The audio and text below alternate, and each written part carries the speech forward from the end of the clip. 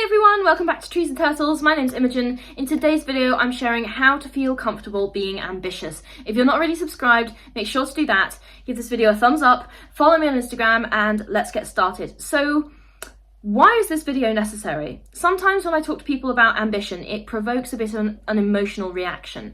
And the reason that people can sometimes be uncomfortable being ambitious is because they think other people are going to judge them. They are going to see them as having a big ego, of being a bit sort of, self-obsessed, and that sort of scares people off. And the other thing that scares people off being ambitious is that they don't want to reach for goals that are too big because they think they're going to fall short, or they're scared of failure, they're scared of what other people think, and they are scared of just kind of reaching out and taking that kind of mindset. Okay, so how do we get more comfortable with reaching for really big goals, for being ambitious, and how do we get comfortable with ourselves, and how do we get comfortable with other people seeing us that way?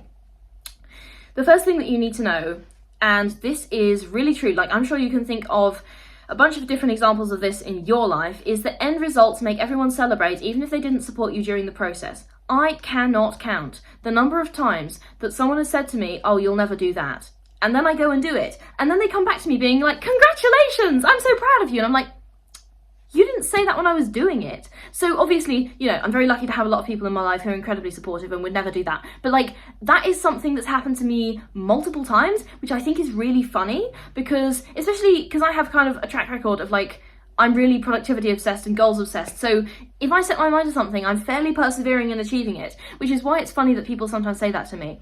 But anyway, I've heard from other people that people have said that to them as well. So I know it's not just a me thing. Once you get the end results, everybody who was doubting you along the way is going to come out of the woodwork, and they're going to be like, "Oh, we always believed in you all along. You did great." Even if like 2 months ago they were like, "Oh, you should give up. You'll never do it. You're not cut out for it." People are weird, man. People are really funny, and this is just something that is, I don't know, maybe it's in human nature to doubt and, to underestimate people. But anyway, end results will get everyone on your side, even if they weren't with you to begin with, and that is just a fact of life. And so being ambitious gets you to those end results. The next thing that I want you to remember is that you should reach for super large goals because, hear me out, even if you fall short of that like huge goal, you will have achieved objectively a lot. This is why I always, whenever I'm setting a goal, and I've got to this stage where I'm like being specific about it, so I have like a deadline or an amount of something that I'm trying to reach, I always sit there and I'll usually double it.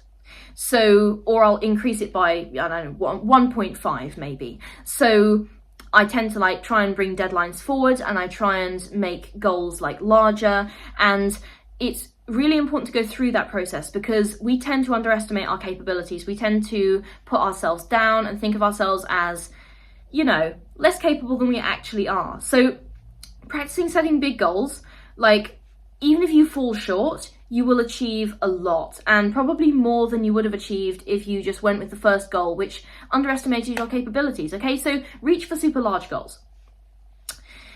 On that point, practicing setting big goals will help you become more comfortable, okay? So, like anything, it comes with practice, and you need to kind of go through that stage of thinking, "Oh, this feels weird," to get to a point where you're actually more comfortable with it, okay? Okay, and finally, people who say you can't do it aren't you. Only you choose what you can and can't do. Hear me out on this one. I know that some people often say, "Oh, I know you better than you know yourself." Actually, that's bullshit. Sorry, nobody knows you better than you know yourself. And people who say you can't do it have absolutely no idea what it's like to live in your mind, to live a day as you, and they have no idea what you're capable of, okay? So people who say you can't do it are literally of no use except as motivation to prove that you can. Only you choose what you can do and what you can't do, and if you choose to listen to them, then you're just letting yourself down, okay? So at least try. That is how to get comfortable being ambitious. If you're not already subscribed, make sure to do that. Give this video a thumbs up, follow me on Instagram. I'll see you next time. Okay, bye.